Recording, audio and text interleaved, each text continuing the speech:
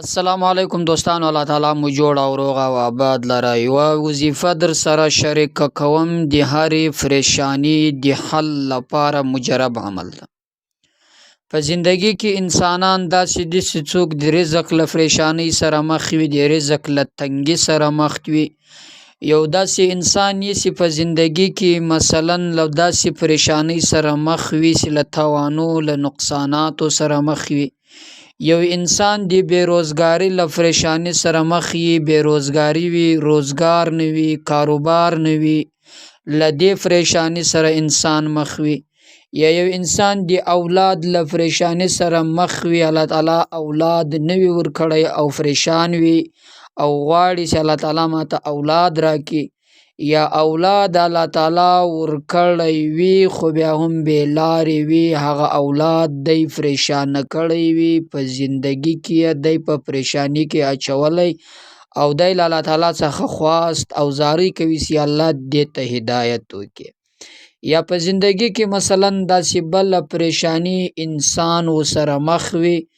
دوستانو د دې پریشانی د ختمولو لپاره له تاسو سره یوه داسې بهترینه وظیفه شریک کوم چې هغه د استغفار وظیفه ده.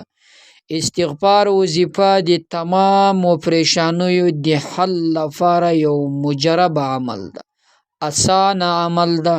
هر کس یې کولی شي، نارینه زنانه، هر څوک یې کولی شي چې قرآن مجید زده وي که یې نه وي زده. دوستانو دا یو داسې عمل ده چې استغفار ده.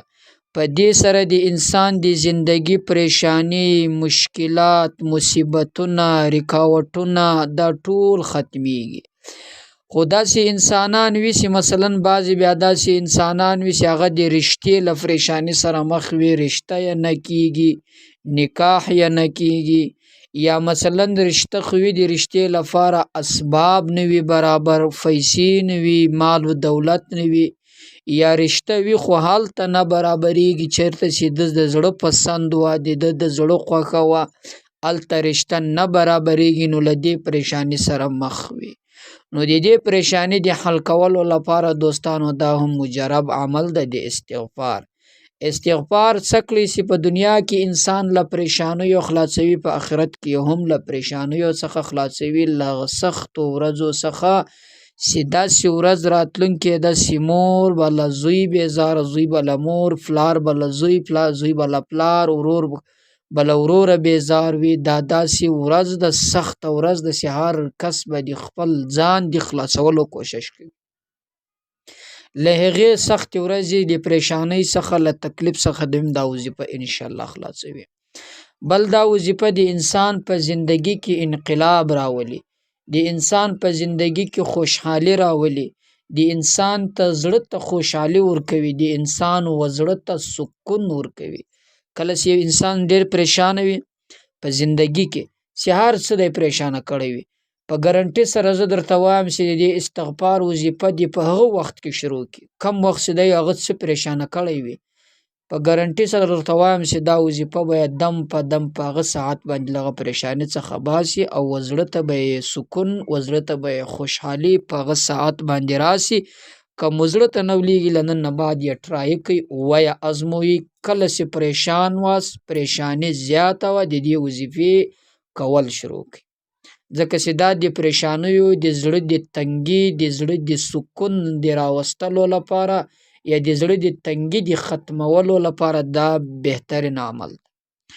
نو دوستانو د وظیفې عمل، د وظیفې طریقه درته ښایم. کوشش وکړئ له نورو ملګرو سره هم ضرور شریک کړئ، تر څو نور ملګري هم په دې برخه کې شرکت را سره وکړي او شاید هغه انسانان په یو پریشانی کې مبتلا وي، د دې په برکت سره الله تعالی خلاص کړي. نو موږ او تاسو ټول به په دې کې سره شریکان سو، الله تعالی به په ګډه ثواب راکړي. دوستانو د وظیفې طریقه دا ده چې کله ماښام له لمانځه نه بعد یا د ماخستن له لمانځه نه بعد په دې وخت کې چې تاسو فارغ واست، صرف 2 رکعاته نفل وکړئ. کله چې مې 2 رکعاته نفل وکړئ، له هغه نه بعد پر هغه ځای باندې که کور کې یاست، که مسجد کې یاست، که نارینه که زنانه، له هغه نه بعد له هغه جای نماز مصلې څخه مه ولاړېږئ، 3 واره درود شریف ووایاست. له 3 واره درود شریف نه بعد 1000 واره دا توري ووایاست: استغفر الله استغفر الله. کله چې دا 1000 واره ووایې لغه نه بعد بیا 3 واره درود شریف ووایه. لغه نه بعد د خپلې پریشاني د حل کولو لپاره دعا وکړه چې هره پریشاني دې وه انشاءالله د دې په برکت سره به د دعا قبول شي.